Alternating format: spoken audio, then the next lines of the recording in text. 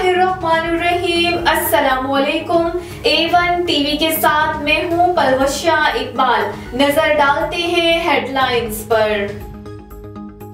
Pakistan stock market में नई तारीख रकम 100 इंडेक्स तारीख में पहली बार 61,000 पॉइंट्स की हद अबूर कर गया। इंडेक्स 392 पॉइंट्स इजाफे से 61,137 पॉइंट्स पर जा पहुंचा।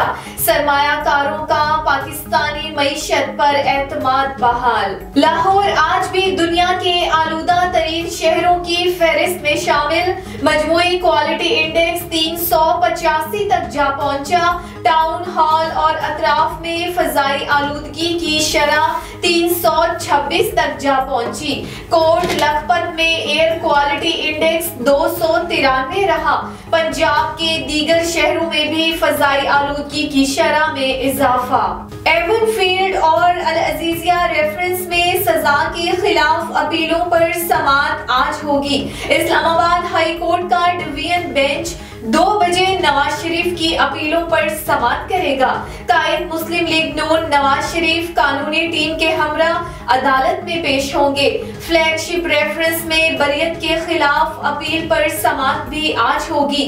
कमरे अदालत में दाखिला रजिस्ट्रार ऑफिस की जानिब से जारी खुसूसी पास से मशरूत होगा। रमजान शुगर मिल्स रेफरेंस की समाअत साबिक वजीर आजम शहबाज शरीफ लाहौर की एहतसाब अदालत में पेश। हमजा शहबाज बैरून मुल्क होने के बाइस आज अदालत नहीं आए। मरियम औरंगजेब अतातारड़ उस्मा बुखारी भी शहबाज शरीफ के हमरा। शहबाज शरीफ की आमद पर एहतसाब अदालत के गेट बंद कर दिए गए।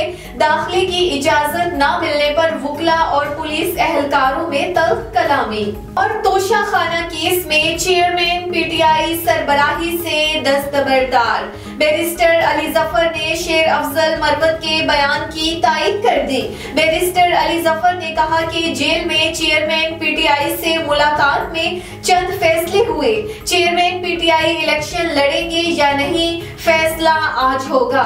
नए चेयरमैन के लिए 3 से 4 नामों पर मुशावरत के बाद एक फाइनल होगा।